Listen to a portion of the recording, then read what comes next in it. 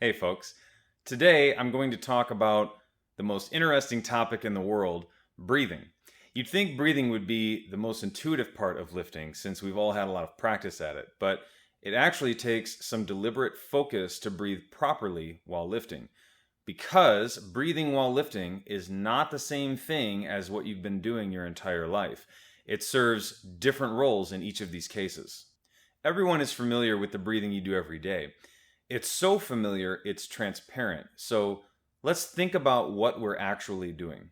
The default state during everyday life is an exhaled state, which is nice and relaxing. When we feel the need to breathe, we take in a breath, not a particularly large one either, maybe 50% of total capacity, if that, and promptly exhale most of that, returning to our exhaled state. This works nicely because it's relaxing, and it's good to live life in a state of relaxation when we're not physically working hard. This is the respiration function of the lungs. This doesn't work well for heavy physical activity, though.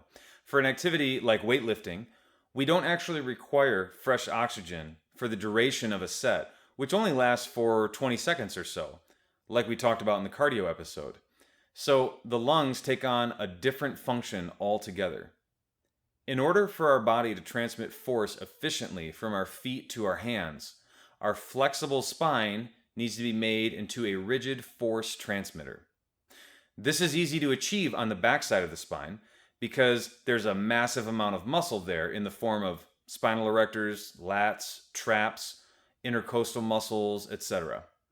On the front side of the spine, inside our bodies, the spine is largely exposed without much muscle covering it.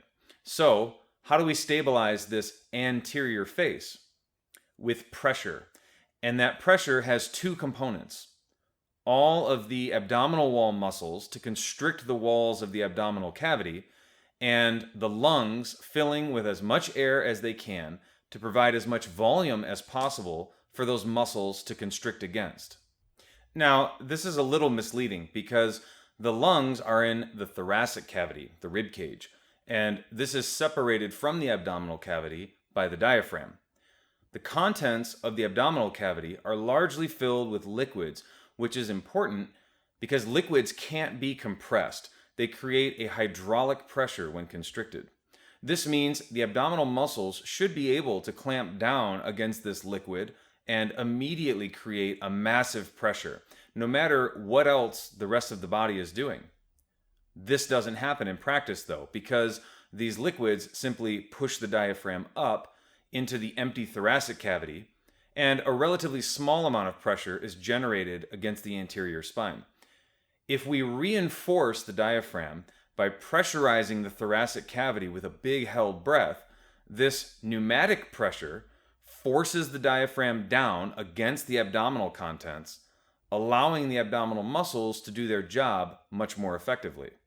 And, there's a spine behind the thoracic cavity as well. So this allows the entire ventral cavity to be turned into a single rigid unit for force transmission.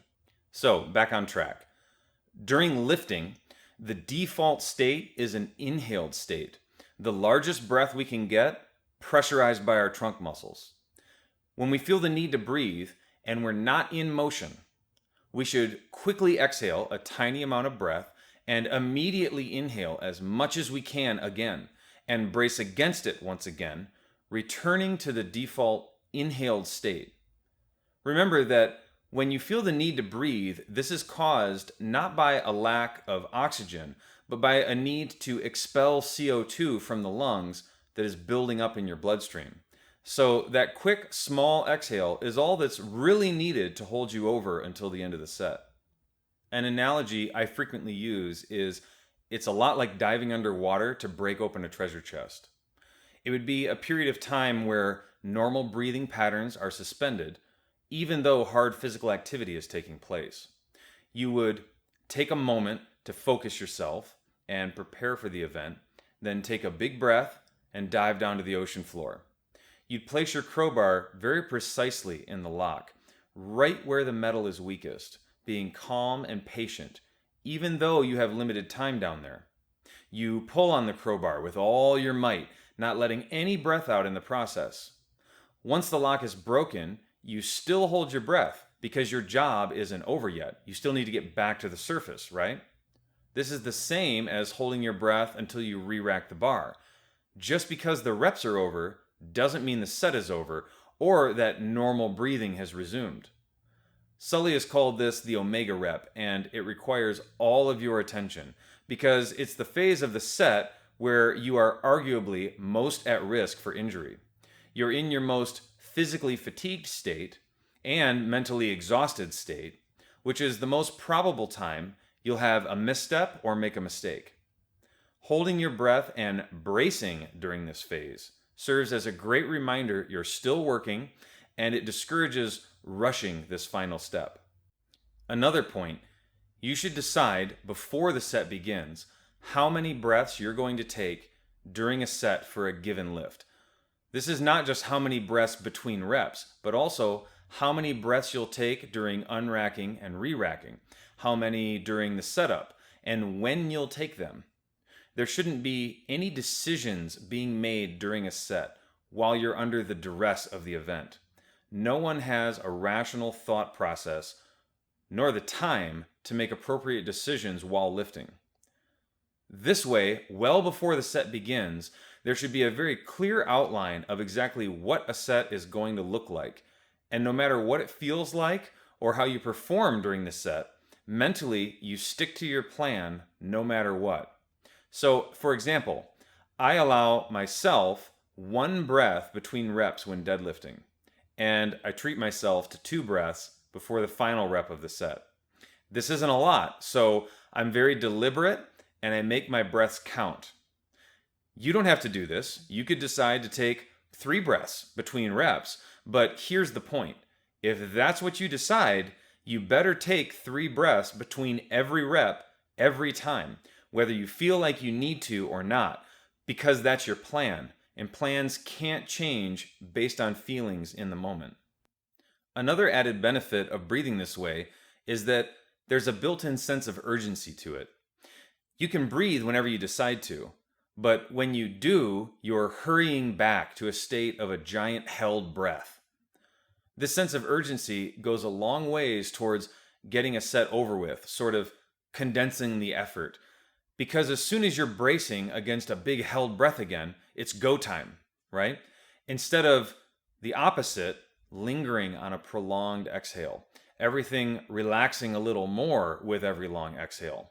Taking extra breaths, taking shallow panting breaths that never feel like quite enough, wondering if you can do another rep, essentially sealing your fate with procrastination. Also, it's probably not a good idea to hyperventilate before a set. This seems obvious, but part of preparing to lift is focusing and psyching yourself up. It's not a good idea to psych yourself up with excessive breathing, because you can make yourself dizzy before you even begin the lift, which isn't a recipe for success.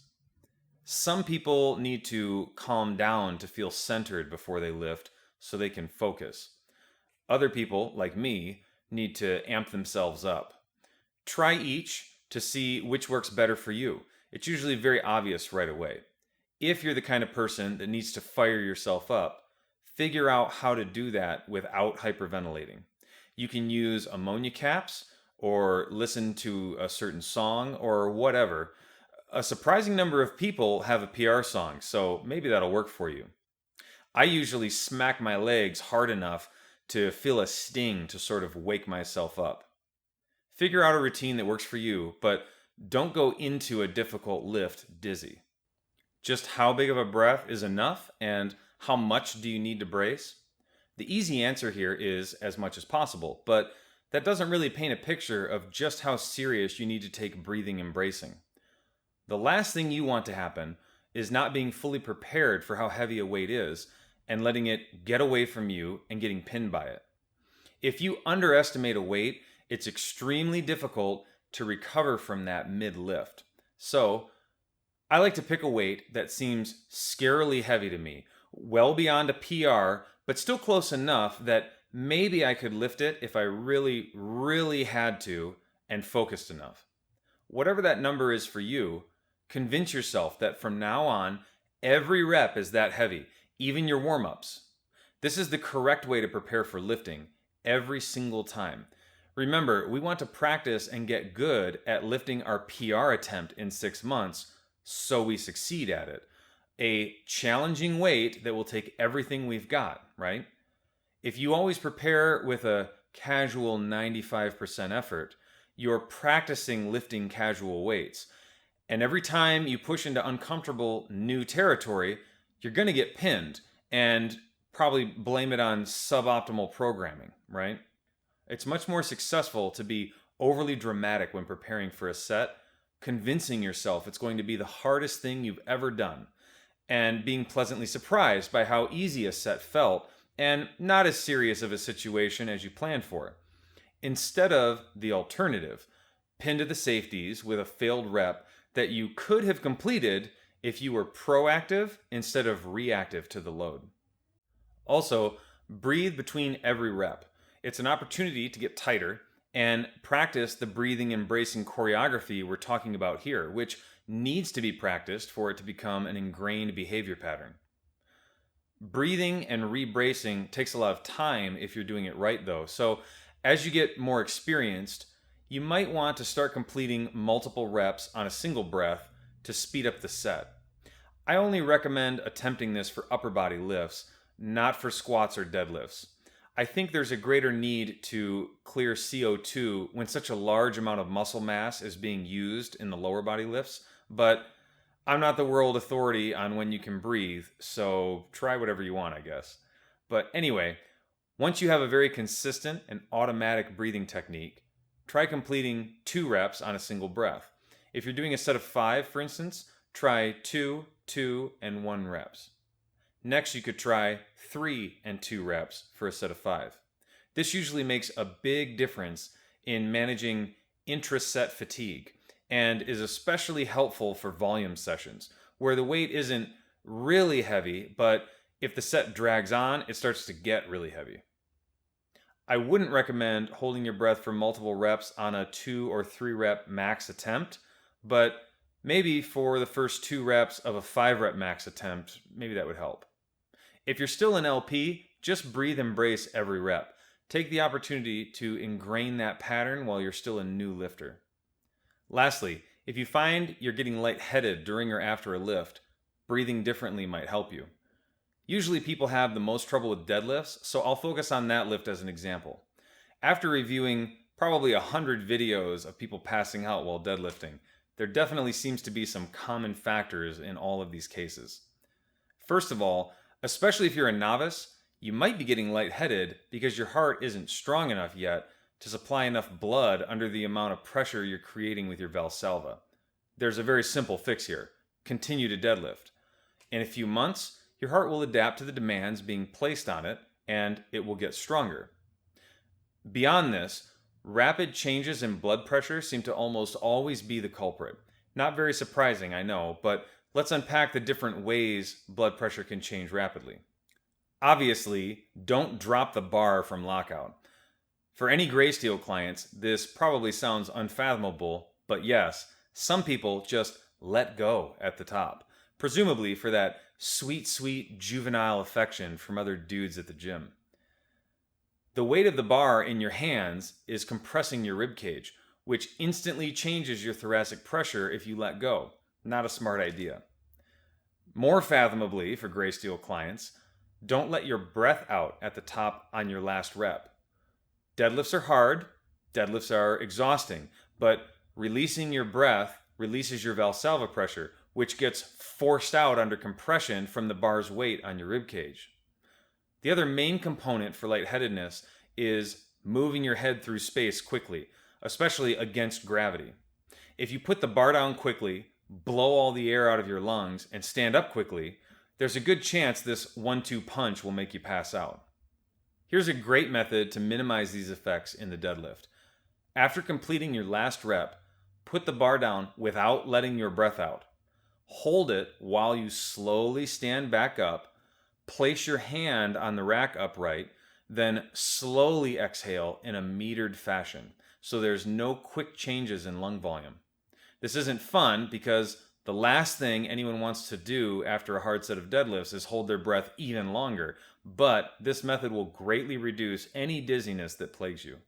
That's about it for breathing. A little more complex than you thought, isn't it? As usual, if you have any more questions or comments, we can discuss them further below. Talk to you guys soon.